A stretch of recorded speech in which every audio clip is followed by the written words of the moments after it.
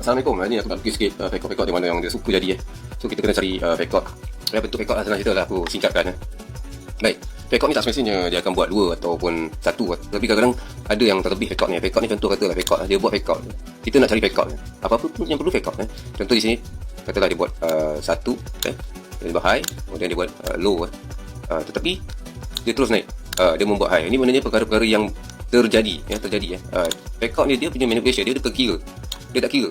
Dia ikut terpulang pada dia lah nak buat pekot macam mana. Contoh sini ada high dan low, dan tiba-tiba dia buat lagi new high. Dia bentukkan double tops tu kan. Perasan tak? So ini salah satu pekot yang telah berlaku pekot ni. Tetapi kalau kita melihat kerana nak mendapatkan satu confirmation tu, kita dapat lihat di sini berlakunya sama baris. Itu yang paling penting. Sama baris paling penting. Bermakna jadi sedia kawasan resistant dan resistant kan. So kita dah nampak resistant, tapi kita tak boleh abaikan juga yang mana dekat dalam setiap base ni pun ada mempunyai pekot dia. Dia memang tetap akan manipulate dan sentiasa akan manipulate. Contoh katalah ini perkara yang akan datang jadi. Okey, jadi kita flashback ke belakang previous dia. Apa yang berlaku kat sini? Kebiasaannya yang dia berlaku adalah apa? Jadi dia akan berlaku gini. Kadang-kadang dia buat sama je. Sini pun dia buat pekot juga ni. Ni belakang ni, aku cerita yang belakang. Dia melakukan perkara yang serupa seperti mana yang dah telah terjadi. So dia buat double top di situ, dia automatik menjadi pekot. Bila jadi pekot, dia akan kejar liquidity, betul tak? Kebiasaan macam tu. Kemudian price akan turun ke bawah. Selepas mengambil liquidity akan turun ke bawah, lalu dia mesti ada buat base sebab dia dah bertemu support. Mesti ada base, tetap ada base, drop base drop ke ataupun double maru ke, dia tak kira. Dan dia akan turun gini. So apa yang kita dapat lihat kat sini adalah kedudukan dia sebaris juga, sama. Kemudian dia naik semula ke sini. Naik semula ke sini, menjadikan kawasan tu sebagai satu kawasan SR flip. Nampak? High dan tiba-tiba dia buat new low. So bila dia dah buat new low, so dekat belakang tu dah jadi kawasan resistant, mengejar liquidity di atas, lalu turun ke bawah membuat drop base drop. Kemudian dia mencipta new low. Lepas tu dia buat lower high ini bersamaan dengan SR flip sebaris, dan belakang SR flip terdapat support. Kemudian price lagi turun, turun membuat base yang terbaru. Maknanya dia akan buat new yang terbaru lah maksudnya. Tetapi kebiasaannya dekat sini dia tetap walaupun ada base support sini, dia still juga akan buat drop base drop, kadang-kadang double maru. Dia akan buat benda-benda sama, dia akan turun bawah. Okey, apa yang kita dapat lihat di sini?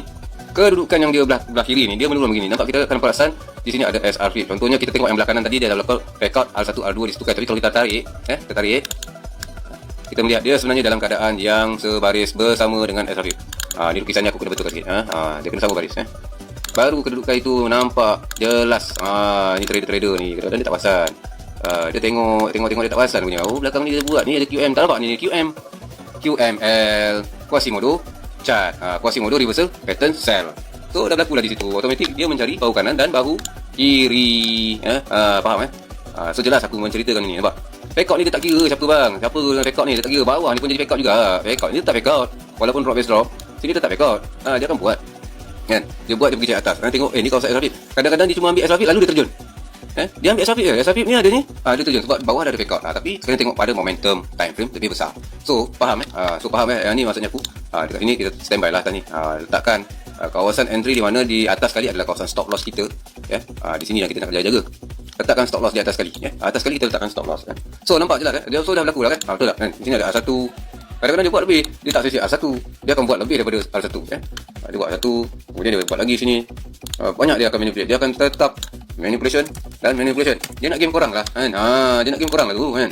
Jadi kau kena sabar lah kan. Di bawah ni saja dah menjadi pekot bawah ni R1 R2 pekot. Di bawah dah jadi pekot R1 R2. Di atas pekot juga R1 R2 R3 di pekot. R1 R2 R3 pekot. Belakang ada support. Lepasan tak? Support dan jadinya SR flip di situ. Betul tak?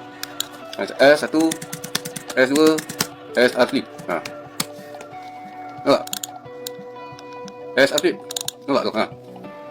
Di tengah ada drop, base drop. Kawasan dia jadi R1 R2 kan? R1 R2 R3 sama tak dekat atas ni? Mestilah sama. Dia akan buat perkara sama. Buat double top, kejar liquidity kat atas. Lepas tu dia terjun. Betul tak? R1 R2. Perangai dia tetap berulang-ulang benda sama. So ini adalah basic teori yang kau harus buat lukisan hari-hari. Kalau boleh buat ada kat dalam chart, real chart, carilah sampai jumpa supaya kita tahu ke mana price nak pergi. So bila dah jumpa kat sini stop loss, price akan terjun. Ini yang biasanya berlaku. Okey, baik, itu saja setakat ini. Sekian saja, terima kasih. Semoga korang belajar dari lukis dan semoga video ini dapat menambah baik kualiti korang. Okey, assalamualaikum.